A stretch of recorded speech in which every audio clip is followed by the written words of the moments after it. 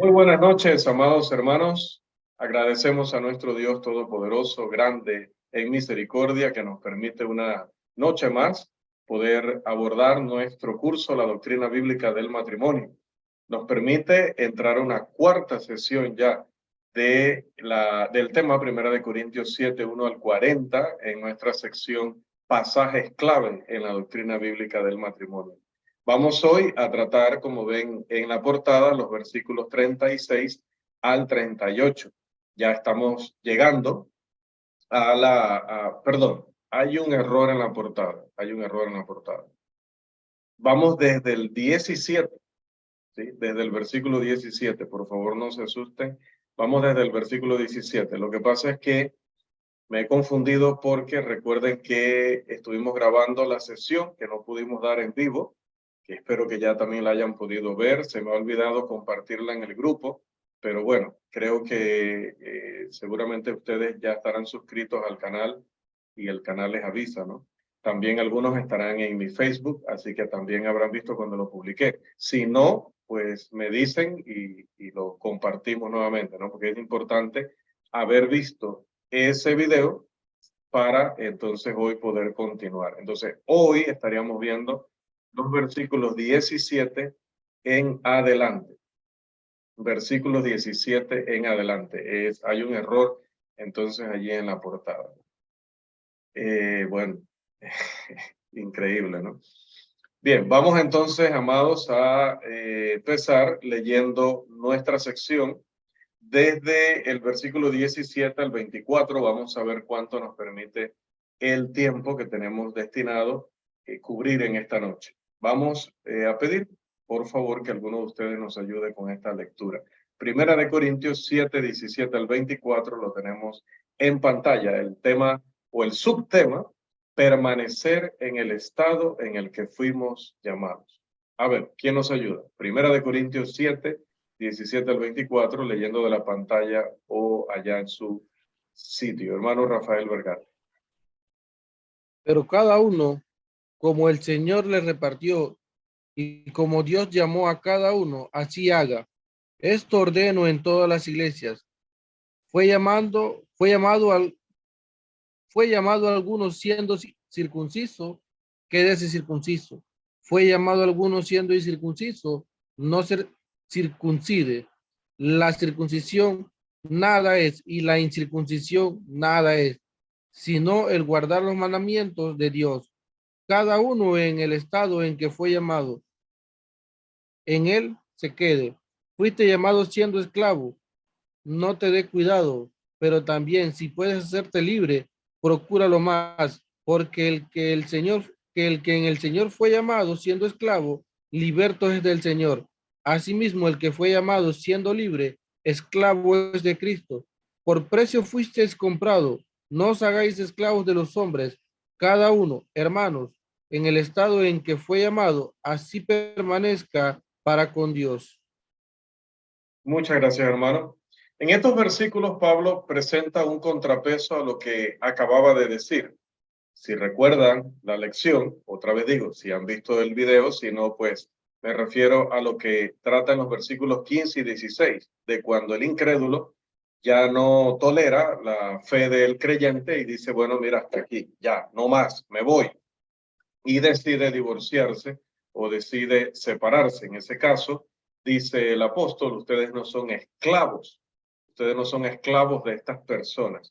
Entonces, tomando en cuenta eso, va a decir ahora, pero, versículo 17, es un contrapeso de lo que acababa de mencionar, introduce una advertencia o limitación después de aquella concesión de permitir que el cónyuge incrédulo abandone el matrimonio por la vía del divorcio o por la vía de la separación. Para explicación de eso, recuerden ver la lección anterior. Para compensar una posible tendencia de parte de los corintios a disolver todos los matrimonios con cónyuges incrédulos, Pablo establece un mandamiento que profundiza en lo que había dicho en los versículos 12 al 14. ¿Qué les dice? Estén contentos de permanecer en cualquier circunstancia social en la que ustedes se encontraban en el momento de su conversión. Los cristianos no tienen la obligación de cambiar las situaciones culturales siempre que éstas no sean pecaminosas. Y esto hay que decirlo alto y claro en este mes. Por lo tanto, les está diciendo, no busquen romper su matrimonio a causa de su conversión al cristianismo. Pablo aclara que lo que escribe es una orden para todos, en ese sentido, de no romper ningún estado o condición cultural o social que no sea pecaminosa. Pablo va a ilustrar este principio apelando primero al ambiente judío gentil en los versículos 18 y 19. Los cristianos judíos no necesitaban buscar una operación quirúrgica para revertir los efectos de la circuncisión que practicaban como pueblo de Dios, pero tampoco los gentiles necesitaban circuncidarse. Podemos leer Gálatas 2:3, Gálatas 5:2 al 3, 6:12 al 15 y también Hechos 15:1 en adelante para reafirmar esta explicación. Después de repetir sus principios generales de permanecer en las circunstancias de su llamado, versículo 20, Pablo ilustra por medio de la cuestión de la esclavitud, incluso en los versículos 21 al 23, y dice que uno puede servir a Cristo como esclavo o como persona libre, aunque debería aprovechar cualquier oportunidad que se dé de conseguir su libertad. Versículo 21, parte B. La sección se cierra repitiendo de nuevo el principio con el que comenzó. Lea el versículo 24. Entonces, este pasaje es interesante y vamos a tomarlo en cuenta más adelante en cuanto a que algunas personas lo utilizan para decir que si estaban en su séptimo matrimonio o en su segundo o tercer matrimonio, pues se pueden quedar allí, aunque su matrimonio sea considerado por Dios un matrimonio adúltero. Entonces, esto, si se aplica al matrimonio, tendría que ver también o tendría validez también con los matrimonios polígamos, los matrimonios homosexuales, los matrimonios grupales y otras perversiones que se han dado, los matrimonios gays, porque al final no está especificando ningún matrimonio en particular. Si es cierto que uno debe quedarse en el estado en que se encuentra a nivel de matrimonio, tiene que ser el estado de cualquier matrimonio. Si eres polígamo, te quedas con todas tus esposas. Si te casaste en grupo, pues te quedas con todas las parejas que están involucradas en esos grupos cruzados. Si te casaste siendo gay, entonces debes quedarte casado con tu pareja gay. ¿Qué aplica aquí? Aquel principio del debate que dice, cuando alguien quiere probar demasiado, no termina probando nada. Entonces es esto. Quieren extender el texto para que cubra matrimonios adúlteros, pero se disparan en el pie porque con la misma lógica incluiría todo esto que acabamos de mencionar. No, Pablo no se está refiriendo en este caso particular a la situación matrimonial, sino que se está en cuanto a adulterio o no adulterio, sino que se está refiriendo a condiciones sociales, y con eso va a ilustrar el punto que vamos a ver entonces a continuación, los versículos 25 al 40. Vamos a utilizar aquí a por lo menos 3 hermanos que nos ayuden con estas lecturas, si es posible, ¿no? Vamos a ver cómo está el acceso a los micrófonos. Otro hermano que nos coopera entonces con la primera lectura, hermano Carlos Hernández Jr., mejor conocido en este ámbito como Charlie. Amén, amén, amén, hermanitos. En cuanto a las vírgenes, no tengo mandamiento del Señor, mas doy mi parecer, como quien ha alcanzado misericordia del Señor para ser fiel. Tengo pues esto por bueno a causa de la necesidad que apremia, que hará bien el hombre en quedarse como está. ¿Estás ligado a mujer? No procures soltarte. ¿Estás libre de mujer? No procures casarte. Más bien, si te casas, no pecas. Y si la doncella se casa, no peca, pero los tales tendrán aflicción de la carne, y yo os la quisiera evitar. Pero esto digo, hermanos, que el tiempo es corto. Resta pues que los que tienen esposas sean como si no la tuviesen, y los que lloran como si no llorasen, y los que se alegran como si no se alegrasen, y los que compran como si no poseyesen, y los que disfrutan de este mundo como si no lo disfrutasen, porque la apariencia de este mundo se pasa. Continuemos allí mismo, Charlie, por favor, para no complicarnos. Quisiera, pues, que estuvieseis sin congoja. El soltero tiene cuidado de las cosas del Señor, de cómo agradar al Señor, pero el casado tiene cuidado de las cosas del mundo, de cómo agradar a su mujer. Hay asimismo diferencia entre la casada y la doncella. La doncella tiene cuidado de las cosas del Señor, para ser santa, así en cuerpo como en espíritu. Pero la casada tiene cuidado de las cosas del mundo, de cómo agradar a su marido. Esto lo digo para vuestro provecho, no para tenderos lazos, sino para lo honesto y decente, y para que sin impedimento os acerquéis al Señor. Pero si alguno piensa que es impropio para su hija virgen que pase ya de edad, y es necesario que así sea, haga lo que quiera, no peca, que se case. Pero el que está firme en su corazón sin tener necesidad, sino que es dueño de su propia voluntad y ha resuelto en su corazón guardar a su hija virgen, bien hace. De manera que el que la da en casamiento hace bien, y el que no la da en casamiento hace mejor. La mujer casada está ligada por la ley mientras su marido vive. Pero si su marido muriere, libre es para casarse con quien quiera, con tal que sea en el Señor. Pero a mi juicio, más dichosa será si se quedare así. Y pienso que también yo tengo el Espíritu de Dios. Muchísimas gracias, Carlos. Bien, esta es una lección que le va a gustar mucho a Moisés y a Joel, que lo tenemos por allí.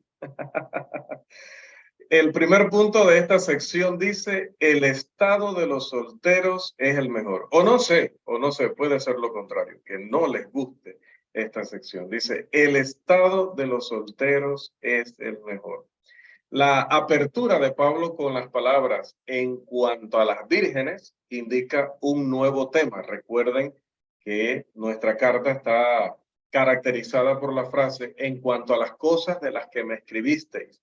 No contamos con la carta que enviaron los hermanos, probablemente a través de Estefanas, o a través de los de Cloé, perdón, a el apóstol Pablo.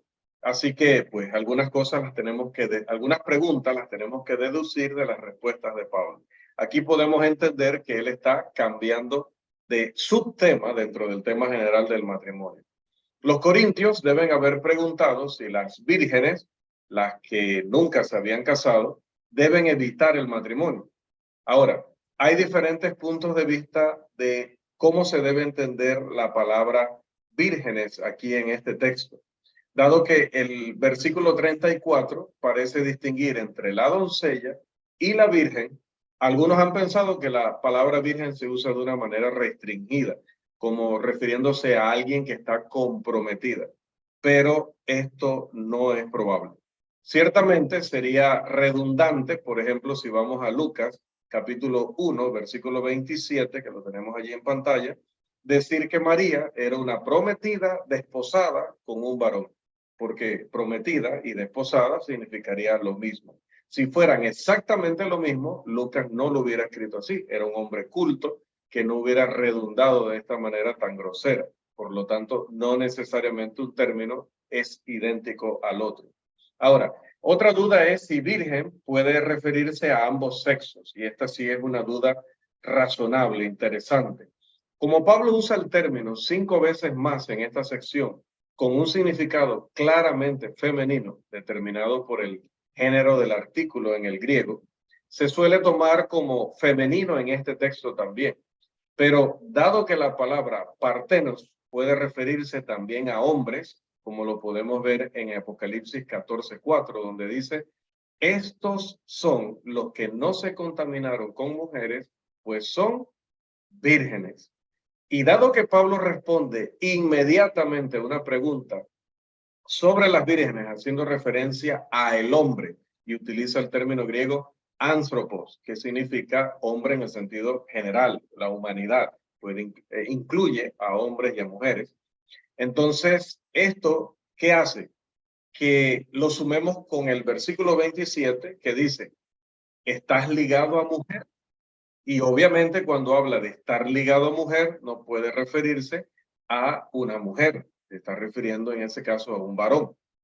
Y dado que la palabra vírgenes en este capítulo está en plural, en este versículo solamente, Pablo bien puede estarse refiriendo a vírgenes de ambos sexos.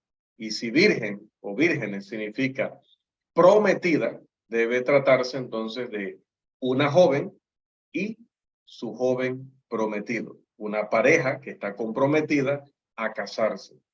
Pablo dice, no tengo mandamiento del Señor sobre este tema, pero dice que va a dar su parecer. Pablo repitió un mandamiento personal de Jesús en el versículo 10, como ya lo hemos explicado, y en el versículo 12 dio la revelación que él había recibido como apóstol. Pero aquí parece no tener una revelación que ofrecer, ni tampoco una instrucción del Señor, por lo tanto, debe ceder a una opinión personal. En 2 de Corintios 8:8 y 2 de Corintios 8:10 también va a ser lo mismo, dar una opinión personal. Aunque es una opinión, obviamente, que surge del conocimiento, de la experiencia de un hombre inspirado, de un apóstol. Así que tiene mucho más peso que la opinión suya, que la opinión mía, amado hermano, por muy buena que esta pueda ser. Recuerde lo que él dice en el versículo 40. Por lo tanto, esta opinión, este parecer debe ser digno de confianza. Lea capítulo 4, versículo 2, donde él dice que son administradores y que todo administrador es una persona fiel. El término allí fiel involucra una persona digna de confianza. Podríamos llamar a esto una opinión inspirada del apóstol. El consejo de Pablo en vista de la necesidad que apremia, como dice él, refiriéndose posiblemente a la persecución que vendría o a la persecución que ya estarían viviendo, dice él que es bueno para una persona virgen de cualquier sexo, permanecer tal como está, virgen y sin pareja, sin esposo, ¿no? Sin cónyuge. El consejo de Pablo en cuanto a no cambiar el estado civil prevalece a lo largo de este capítulo, comenzando desde el versículo 1, como ya lo vimos, manteniéndolo hasta el versículo 40 y reiterándolo varias veces en todo el contexto. Él enfatiza su respuesta preguntando y respondiendo a dos preguntas. Versículo 27, repitiendo así su consejo de no romper el matrimonio si ya estás en él y no entrar al matrimonio si te encuentras fuera de él. La primera palabra que se utiliza en el versículo 27 para decir libre es la palabra loosing, que se encuentra comúnmente en los papiros con referencia a ser libre de compromisos o de deudas. Y claramente hace aquí una referencia a la ruptura del matrimonio, es decir, a un divorcio, acerca de lo cual Pablo le dice en los términos fuertes de un imperativo que no lo hagan, no te divorcies. La segunda palabra traducida como libre en este versículo 27, algunos han pensado que se refiere a una persona divorciada.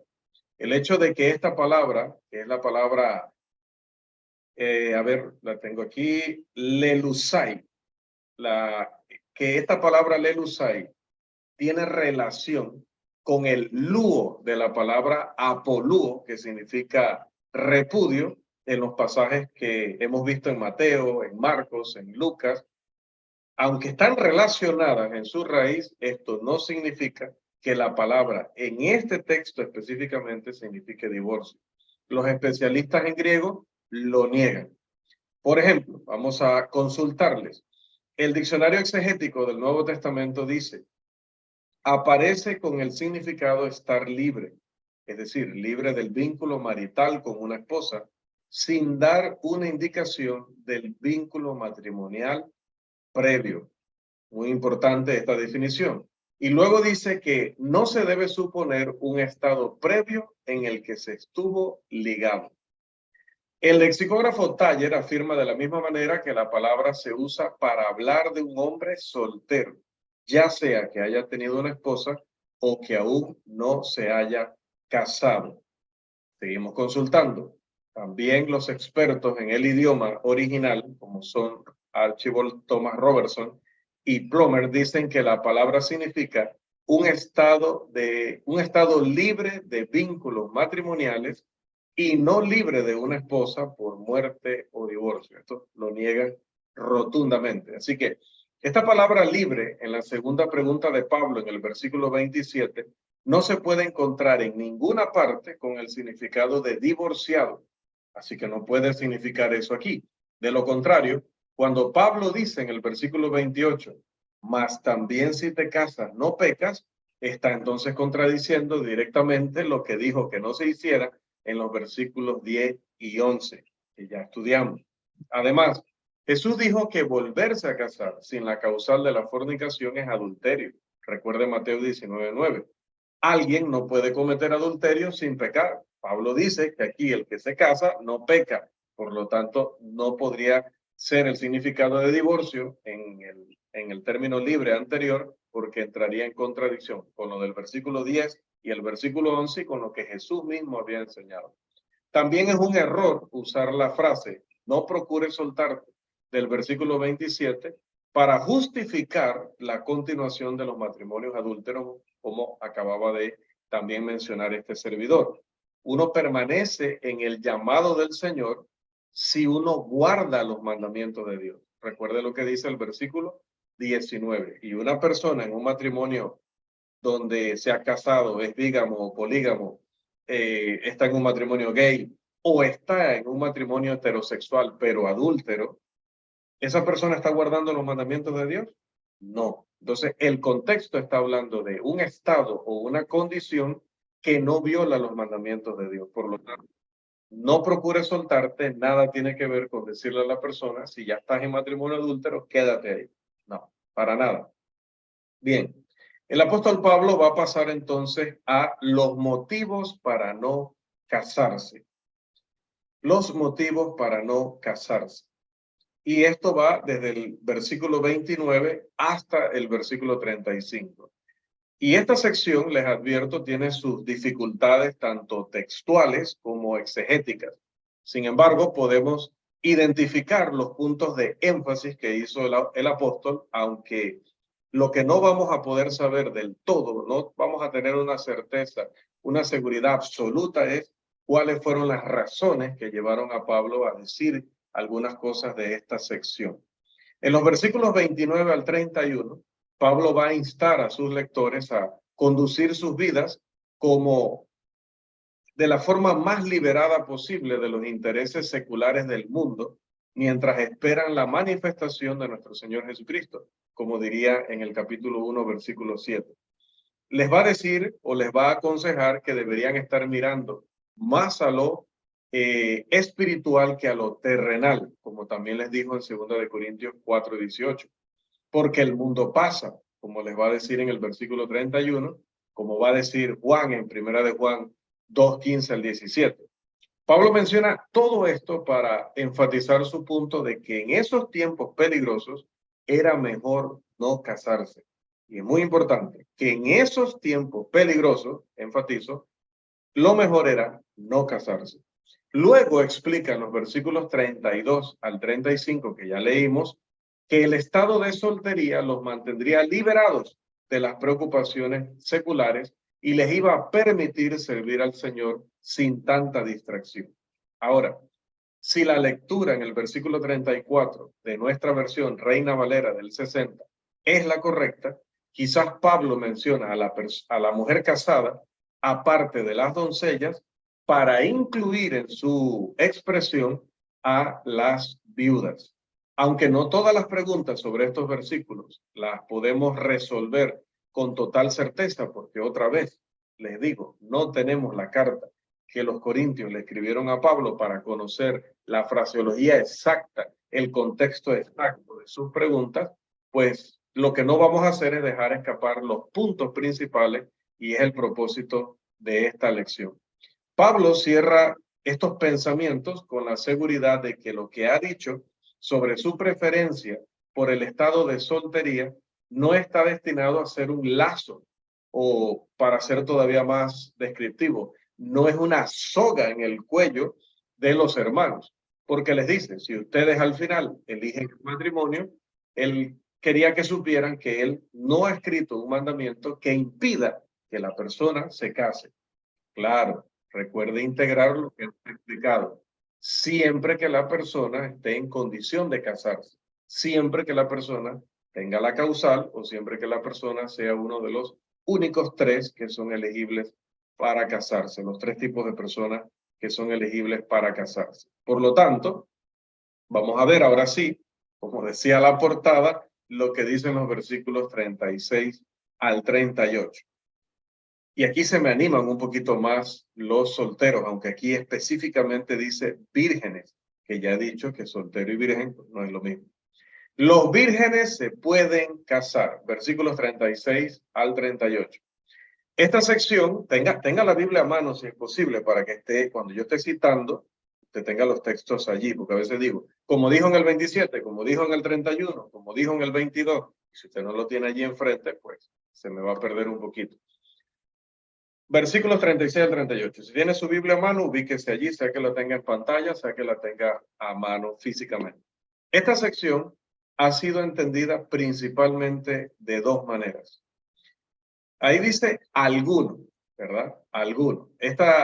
Ese alguno del versículo 36 puede entenderse como un padre que se preocupa sobre si debería permitir que su hija se case, y otros lo han visto como que es un hombre que se pregunta si deberían seguir adelante con sus planes y casarse con la muchacha con la que está comprometido. Si ustedes notaron en la lectura de nuestro hermano Carlos, la versión Reina Valera de 1960 directamente interpreta el término virgen como si se refiriera a la hija de alguno. Por lo tanto, toma la interpretación de que Pablo se está dirigiendo al padre de esa virgen y le está diciendo aquellas palabras que están contenidas en estos versículos. Bien, cada interpretación tiene sus fortalezas y sus debilidades.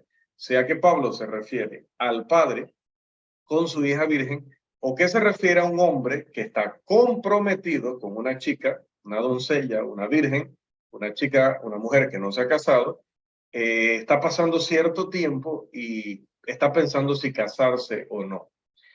Ahora, hay un tercer punto de vista y es que esto se refiere a personas que estaban casadas en un matrimonio espiritual célibe, es decir, se habían casado, pero no tenían relaciones sexuales porque tener relaciones sexuales lo veían como distracción, contaminación y querían conservarse solo juntos, ayudándose en todo, pero no involucrándose en relaciones sexuales. Pero este punto de vista tiene dificultades inmensas porque definitivamente que para este tiempo no se daba ese tipo de matrimonio. Esto vino cuando ya entró la apostasía y el romanismo, contagiado de el gnosticismo y de muchas otras filosofías perversas y mundanas, comenzó a prohibir el matrimonio o permitió el matrimonio, pero diciendo a las personas que si no tenían relaciones era mejor, o que si tenían las relaciones fuera solamente para procrear.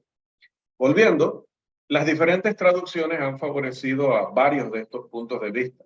Como decía, la Reina Valera adoptó el punto de vista del padre e hija, al igual que la versión, la Biblia de las Américas, que tanto le gusta a nuestro hermano Stevens, al cual saludamos en caso de que por alguna casualidad se conecte y pueda ver el video luego, ¿no? También es el mismo punto de vista que tomó la Biblia del Jubileo, también la Nueva Biblia de las Américas, es decir, la Reina Valera del 60, la Biblia de las Américas, la Biblia del Jubileo y la Nueva Biblia de las Américas, todas han interpretado esta sección como que Pablo se está refiriendo a un padre con su hija virgen. Pero por lo menos la Biblia de las Américas lo deja aún más claro de que ellos tomaron esa decisión porque agregan la palabra hija en cursivas antes del término virgen para indicar que el término hija no está en el original. Y así es, hermanos. El original no dice hija virgen. El original solo dice virgen. Así que la versión Dios habla hoy, la nueva versión internacional, la nueva Biblia viviente y la palabra de Dios para todos representan la perspectiva de la pareja comprometida. Dos que no se han casado ni han conocido pareja. La New English Bible tiene la visión del matrimonio célibe, pero como decíamos, es una interpretación que no tiene ninguna forma de ser defendida y más adelante veremos cómo el mismo texto bíblico la destruye completamente. Consideremos ahora los méritos que tienen las dos interpretaciones que sí tienen más peso, tanto que, ya digo, han sido incluidas en versiones de la Biblia tan confiables y tan poderosas en la traducción como la Biblia de las Américas y la Reina Valera de 1960. Decía, el pasaje comienza refiriéndose a alguno. El griego todavía es más genérico porque el término utilizado significa cualquiera. Si el hombre del versículo 36 es el prometido de aquella virgen, Pablo está dirigiéndose a las mismas personas que en el versículo 28. Tenga el versículo 28 a mano. Comportarse de manera impropia sería exactamente lo opuesto al término decente que se encuentra en el versículo 35. Ahora mueva sus ojitos hasta el versículo 35 mientras explicamos. Se ha pensado que esto significa la falta de decoro de parte de un padre al no permitir que su hija se case en lo mejor de su juventud. Pero en los versículos 32 al 35, bueno, realmente a lo largo de toda la sección que comienza en el versículo 25, los varones a los que Pablo se dirige son hombres solteros, no padres. Entonces, si está hablando de padres, estaría entrando a un tema nuevo, lo cual no tiene apoyo en el contexto, como veremos ahorita. Los padres no son mencionados específicamente en ninguna parte del capítulo 7 de Primera de Corintios. Sin embargo, una razón que se ha dado para entender que el hombre del versículo 36 es el padre o por lo menos el tutor de esta doncella es que la expresión su virgen suena como si tuviera jurisdicción sobre ella. Recuerden, el término que no está en el original es hija, así que diría literalmente su virgen. Entonces dicen, bueno, eso de su virgen suena como que él tiene jurisdicción, así que es un padre o es un tutor. Sin embargo, más bien esta parece una designación rara para la hija de un hombre. Hay una referencia en Sófocles en cuanto a mis infelices vírgenes, dice él en uno de sus textos. Pero eso fue 500 años antes de que Pablo escribiera y la palabra partenos redujo su significado durante esos siglos de que podía significar hija, podía significar niña, a significar para el tiempo de Pablo, para el primer siglo, virgen. Sin embargo, hay un ejemplo en los papiros en referencia a mi hija virgen. Quiere decir que cuando los griegos querían decir hija virgen, pues decían hija virgen, no decían mi virgen, ni su virgen. Ahora, con 27 casos del uso del término hija en el Nuevo Testamento, ¿por qué no se usaría la palabra aquí si era a lo que Pablo se quería referir con el término virgen? Una posible respuesta es que, bueno, si no es un padre, sino un tutor, quizá se refería a un tío o a un hermano, ella no sería su hija. Pero el adjetivo posesivo individualizado, su virgen, la describe así en los versículos 37 al 38, no parece encajar en la relación de un padre o un tutor con una hija. Si ella es suya, ¿significa esto que solo es suya? ¿Y la mamá? ¿No pertenece a la madre? ¿No pertenece al prometido? Vamos luego a ver por qué digo de pertenecer, porque tenemos que entender también el concepto que tenían ellos de noviazgo, que en realidad era algo mucho más intenso que lo que se vive hoy. Hablo de los noviazgos decentes, ¿no? Ya luego otros ya sabemos. Bien, ahora, un argumento a favor de la opinión del matrimonio célibe es que ella definitivamente sería suya, porque estaban casados, pero que al mismo tiempo sería virgen, porque como era un matrimonio solo espiritual, entonces este hombre no la había tocado. Pero otra vez, esa visión en su conjunto es indefendible, porque no hay evidencia de que haya habido ese tipo de matrimonios antes del segundo siglo, cuando ya la iglesia se había empezado a corromper. Por otro lado, parece peculiar, por lo menos para algunos, que su virgen signifique su prometida, pero si ella es la joven con la que está comprometido, como dice la versión, nueva versión internacional, ¿no sería ella suya? Al menos en perspectiva de un matrimonio, de que pronto se iban a casar y de que ella no podía casarse con alguien más. En ese sentido sería suya. Recuerde, los desposorios eran una relación vinculante en el primer siglo, al punto de que si vamos a Mateo capítulo 1, los versículos 18 al 19, mire lo que dice la palabra. ¿Quién nos ayuda con esa lectura, por favor? Mateo 1, 18 al 19. ¿Está en pantalla o pueden leer de su Biblia también? Mateo 1, 18 al 19, por favor, lectura expedita. El nacimiento de Jesucristo fue así. Estando desposada María, su madre, con José, antes que se juntasen, se halló que había concebido del Espíritu Santo. José, su marido, como era justo y no quería infamarla, quiso dejarla secretamente. Gracias, hermano. Imagínense, una mujer desposada, una mujer comprometida para casarse, prácticamente era la esposa ya de ese hombre. Prácticamente. Otra vez, no digo que lo era. No podían tener relaciones, no podían vivir juntos, pero prácticamente era ya casi la esposa de ese hombre. Tan firmes eran esos contratos de desposorio que se le consideraba ya la mujer de ese hombre, prácticamente, ¿no?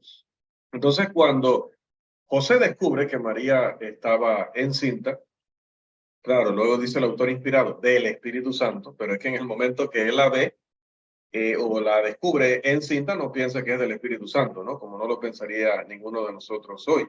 Entonces, él decide dejarla secretamente porque si él lo dice, ella iba a recibir el mismo castigo que hubiera recibido si hubiera estado casada y hubiera estado con otro varón. Tan firmes eran los desposorios en ese tiempo. Entonces, y todavía es así, era así en las culturas griegas y todavía hasta nuestros días. Entonces, suya sí encaja con que pudiera referirse este pasaje a el prometido y la prometida. Sí puede ser suya en ese sentido. Ahora, que un padre se comporte indecentemente con su hija o de manera impropia sería evitar que ésta se case, dice la versión internacional, hasta que ha sobrepasado la flor de la edad. Eso sería impropio. ¿Por qué? Porque en ese tiempo, como bien sabemos, se trataba de entregar a la hija en una edad apropiada, adecuada. Entonces el término no sería indecencia en el sentido de una inmoralidad, de una cosa pecaminosa, sino que estaría refiriéndose a que ya la va a entregar a una edad en la que prácticamente nadie la quiere o en la que el hombre podría sentirse hasta cierto punto perjudicado según la costumbre de la época. Pero esta frase ha sobrepasado la flor de la edad, como la traduce o la interpreta la nueva versión internacional. Esas 6 palabras, 1, 2, 3, 4, 5, 6, 7 palabras, representan en realidad lo que dice una sola palabra griega en el original, y es la palabra hiperacmos, como la tenemos allí en pantalla. Es una palabra compuesta, es decir, involucra 2 términos que nos van a dar una visión. Esa visión es que está más allá de la temporada de primicia o más allá de la cima del desarrollo. Ahora, la pregunta es, ¿a qué se refiere esto? ¿Al hombre o a la virgen? Le dice Pablo que se case porque él, el hombre, se está pasando de la edad o porque la doncella se está pasando de la edad. Bien, en primer lugar es engañoso que las traducciones inserten ella y su en este versículo, a menos que estén en cursiva, porque la construcción griega no tiene género. Literalmente dice si ha pasado de la edad, no dice a quién se refiere. La palabra se encuentra en la literatura griega refiriéndose tanto a la prima edad, como se le llamaba, aquella edad alrededor de los 20 años, de una mujer en condición de casarse, pero también la encontramos refiriéndose a los deseos excesivamente apasionados de un hombre. Incluso el léxico de Danker y los demás, que no va a estar pronunciando sus apellidos cada vez, menos que está ahora Carlos acá. Yo aprovecho cuando no hay bilingües en la sesión. Dice, dependiendo de la comprensión que uno tenga de este pasaje, puede aplicarse a la mujer pasada la primera edad. Ya lo vi, pasa exactamente lo mismo, no aparece la palabra hija tampoco. Gracias, excelente dato. Amén, hermano Christopher, así es. Dependiendo de la comprensión que uno tenga de este pasaje, dice el léxico de Danker y los demás, puede aplicarse a la mujer pasada la primera edad, pasada la edad de casarse, pasada de la floración de la juventud, o al varón, en cuyo caso hiper no debe entenderse en el sentido temporal, sino que expresaría intensidad o intensificación, refiriéndose a fuertes pasiones. Interesante la explicación que dan los léxicos aquí. Entonces, es igualmente justificable interpretar hiperacmos en referencia a la edad de la Virgen o en referencia a las pasiones del hombre, porque otra vez no hay artículo femenino para hacer la distinción o masculino para hacer la distinción. Está neutro, puede referirse a cualquiera de los dos. Si la palabra se refiere a la Virgen, ella podría, de nuevo, con igual posibilidad, ser la hija o pupila del hombre, o podría ser la novia o desposada de ese hombre. La mayoría de las traducciones más antiguas favorecían la primera interpretación, poniendo siempre al padre o al tutor a reconsiderar su renuencia a permitirle casarse a la muchacha. Pero podría tratarse fácilmente de un hombre comprometido, que puede haber estado comprometido desde su infancia por la disposición de sus padres y que ahora se está preguntando, debido a su edad, sobre si seguir o no con sus planes de matrimonio. Es más, considere la traducción de la nueva o la versión nueva traducción viviente. Esta versión dice o traduce, no obstante, si un hombre piensa que está tratando a su prometida en forma impropia y que inevitablemente cederá a sus pasiones, o sea, a las de él, o sea, que él siente que ya no se puede dominar más, que se case con ella como él desea, no es pecado.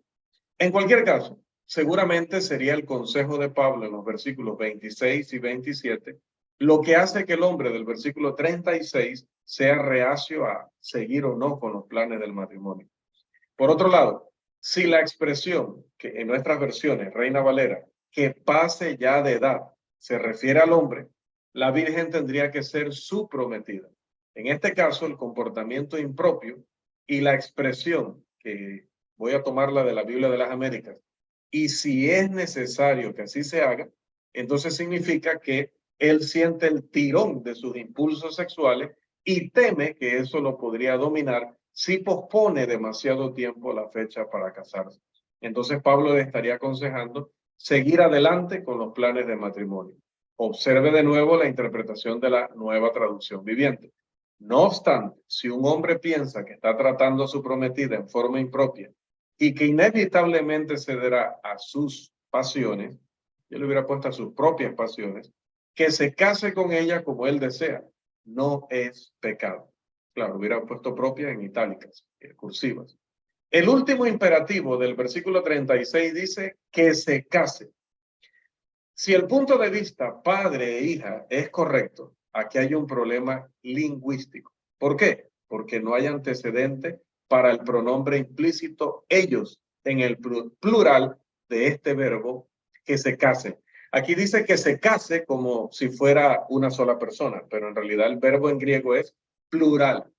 Pero si se está refiriendo al padre y a la hija, les está diciendo a padre e hija que se casen, que cometan incesto, definitivamente que no. Gramaticalmente esto tendría que referirse al padre y a la hija, que no, porque no se habría mencionado un pretendiente, pero hay un problema con el género aquí. Entonces, uno tendría que meter el género o implicarlo, meter el género que uno cree que está implicado en el pasaje para tratar de forzar esa interpretación. Por otro lado, si la visión de la pareja comprometida es correcta, entonces estas palabras se refieren a las dos personas ya mencionadas, la cual es por mucho, para mí, la lectura más natural del texto. Este mandato imperativo para ellos de que se casen da un peso significativo a la interpretación de que Pablo se está refiriendo no al padre y a la hija, sino a los comprometidos. Mientras que al mismo tiempo destruye, como ya había advertido, aquella posición de que se refiere al matrimonio célibe, porque en dicha situación ya estos dos estarían casados. Así que como Pablo les va a decir, cásense. Más bien Pablo les tendría que decir, consumen. Bueno, y consuman también, ¿no? Saben a lo que me refiero. En el versículo 37, Pablo se aparta del hombre que está considerando los planes de matrimonio para tratar con otro hombre en una situación similar y que está decidido a no hacer esos planes, a no seguir adelante con esos planes. Mientras que el primer hombre está en un estado de incertidumbre, de duda, de indecisión, pero como inclinado a que sí, o sea, me caso o no me caso con mi prometida, pero está como que sí se quiere casar. El del versículo 37 ha tomado una decisión firme de no proceder con el matrimonio por tres razones. Primero, no ve ninguna necesidad ni siente compulsión alguna. Dos, él tiene el control sobre su propia voluntad en el asunto. Tres, ha tomado la decisión de dejar a la Virgen en esa condición. Si este es el padre de la Virgen, parece estar tomando la decisión de forma independiente de lo que la Virgen desee, a menos que puedan estar incluidos en la palabra necesidad, es decir, que la chica tampoco siente la necesidad. Por supuesto, este es un hecho que en la antigüedad, los padres ejercían un control absoluto sobre las hijas con respecto al tema del matrimonio. Sin embargo, es difícil pensar que esta es la interpretación porque se consideraba una desgracia, tanto entre los judíos como en la cultura griega, el hecho de mantener soltera a una hija hasta que perdiera su edad y su oportunidad. Y es difícil imaginar que Pablo aprobaría que se impusiera una decisión así a otra persona, en este caso a dos personas, porque estarían perjudicando a la Virgen y al prometido, especialmente en vista de lo que él ya había dicho en este capítulo, en los versículos 2, versículo 8 y versículo 9. ¿Recuerdan? Otra vez, lleve sus ojitos a 1 Corintios. ¿Se acuerda que estamos en 1 Corintios 7, verdad? No se me vaya la nebulosa. 1 Corintios 7, versículos 2, versículo 8 y versículo 9. ¿En qué ha insistido Pablo en esos tres versículos? Y en otros más, cásense. Entonces Pablo no le estaría diciendo de ninguna manera que no se casaran.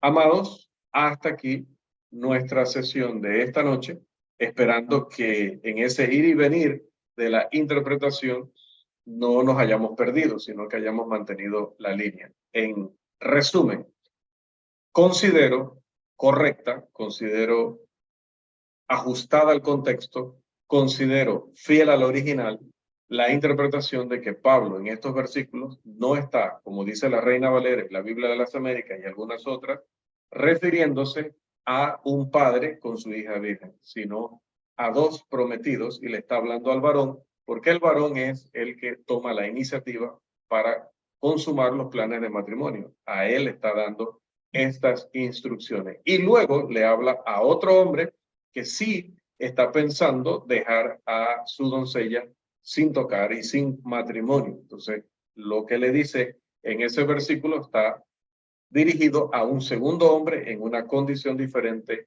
al primero. Y luego en los versículos anteriores que estuvimos analizando, recuerden que lo que el apóstol le está diciendo al pedirles que no se casen o no, o sugerirles que no se casen, primero que es una opinión, un parecer del apóstol, y que está justificado por la situación que había en ese momento.